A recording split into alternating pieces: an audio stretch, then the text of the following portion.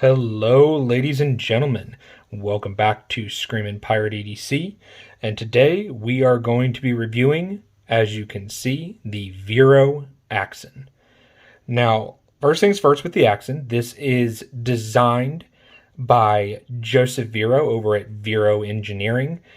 Joseph has put a lot of time and work into a lot of these designs, and right now it's him and his family running that company, and he is cranking these out.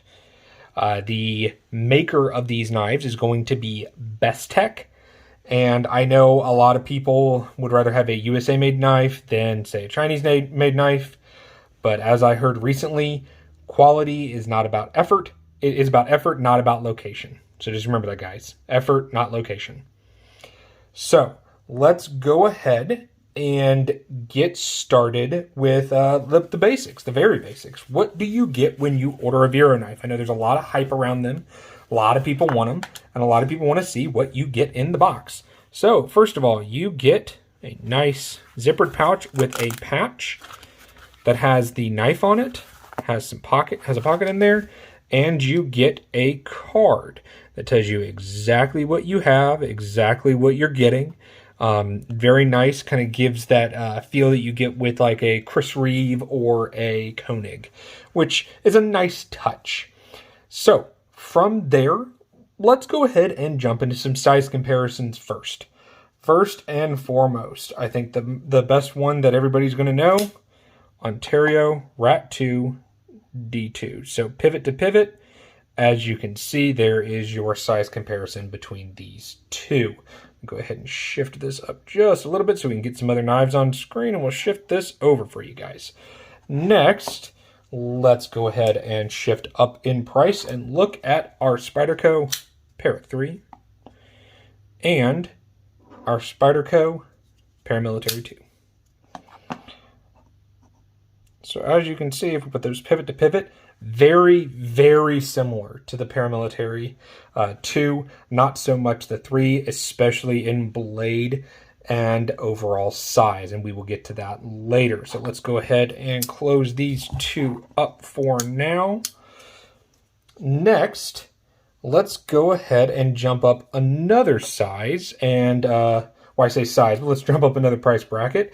We have small Sebenza 31, so I'm going to go ahead and shore that up so you guys can see it. And then the 21, and this is going to be a large, so you can see way bigger than the small 31. I misspoke, sorry about that, guys. And here it is next to the large. Very similar in size. So let's go ahead and close those up. And let's do a size comparison within the same designer family. So first up, let's go ahead and do the big boy, the Vero Impulse. Now, this is a Gen 1 Impulse, not the mini, but the full size. And as you can see, a little bit smaller, just a bit. So let's go ahead and close him up.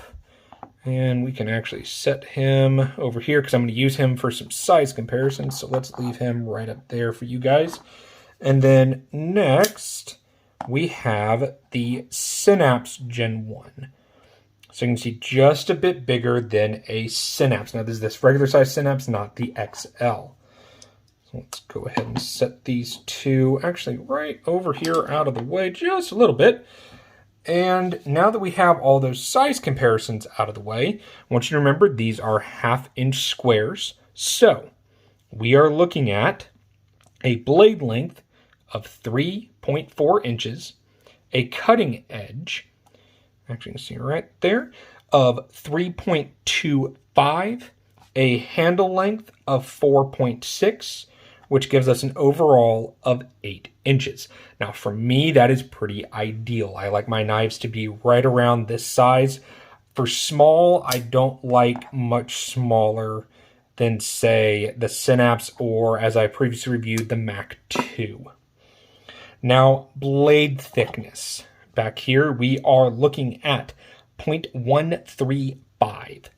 And let's see here. Blade steel, we actually have M390, and it is a flat grind. Now, as far as weight, the website says that it is 3.8 ounces. Let's go ahead and turn the scale on. Hello, hello. Oh man, that is dirty. Got to clean that off, guys. Let's go ahead and set that down. 3.66. So we're under the weight on the website. That's actually great, guys. We are very, very close to an ounce an inch, which is very nice. Okay, so next thing is let's go ahead and check our bits. So let's see, there's our T8 and our T6. I'm going to set that right up there. So, ooh, that doesn't fit. Oh, that's good. That's good stuff. So this is our T8, as you can see right there. And that is body screws, guys. And that's also your pivot. Now you may notice that you don't see the screw for the actual clip anywhere. That is because Joseph does something very, very clever with his designs. And the screw is actually here inside. So when you take it apart, then you can take the clip off, which I actually like the cleverness of that, as it were. So now that we have all of that, let's go ahead and see. We are dead center, and I have taken this knife apart and cleaned it multiple times. Also, one last spec, your back spacer, your clip, and even your liners are all titanium, and as you can see in there, lots of milling. That's what's helping keep the weight down. So, with all that being said, let's go ahead and talk about the comparison between the other sizes that Joseph has. Now, as I stated, I do not have a Synapse XL nor a Mini Impulse. I felt they were redundant. I can set those up very closely together so you guys can kind of get a really good idea of how they look one next to the other. They are actually very similar in width. If I can get these all to stand up for you guys. There we go. So actually very, very similar, which is nice, in my opinion, and you got a general feel. Now, let's go ahead and talk about those all closed up. How does it feel in hand, action, deployment, etc.? So in hand, for me, as you guys know, I wear a large glove. If I choke up here, like Joseph does, I have a nice full grip. It is not going anywhere. My personal preference isn't to be that close to the blade, but that's also me. But in that grip, the knife is fairly comfortable. But if I get back here, right about there, I will say the pocket clip does bite in. It's partly because of so much ramp on the clip. But I will say it is uncomfortable, but does not irritate. That's maybe the best way I can put it. Now, these clips are going to be right hand tip-up carry only on, I think, every single one of these. That is correct. Every single one is going to be right-hand tip-up carry. But the best thing about the Axon, if you are a lefty, you have a slot on both sides. So I am right-handed, but... oh, I'm going to fail that because I had my fingers in the way. There you go. You can deploy left-handed, which is nice. This is also a liner lock, as I was showing you earlier, and we do have an interface, which is great. Now, in and out of the pocket, I have no problem. It is not deep carry. You're going to have about this much sticking out of your pocket. That doesn't bother me. If it bothers you, well, there are other knives with deep carry clips. Fidget factor. Let's go ahead. As you can see, I can do the flick from both right and left. And technically, there's a little bit right up there. This is technically a front flipper. Let's see if I can do this as close to the camera. I can with a little bit of wrist. So fidget factor is very high on this. Now, my only gripe outside of the clip on these knives is the detent on some of these.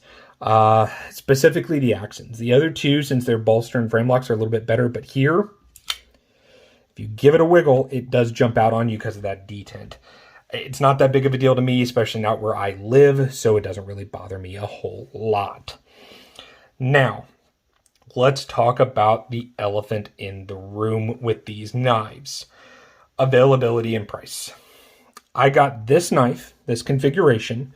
All my knives, if you guys haven't seen from the new logo I have, there's number 14 on the forehead. There's a reason. All of my knives. Ooh, let me see if it'll focus up. It will not. I apologize. Hey, there we go. Our number 14. All three of mine are 14. My mini fulcrum is number 14. It's just a thing I have. Now, I got this January 25th. I paid $250, and it shipped fairly quickly, to be honest with you guys. Considering he has to get them all made by Best Tech, shipped to him, quality controlled, and then ship them out. Now, as far as availability, I'm going to go ahead and move this knife. Actually, let's go ahead and shift him.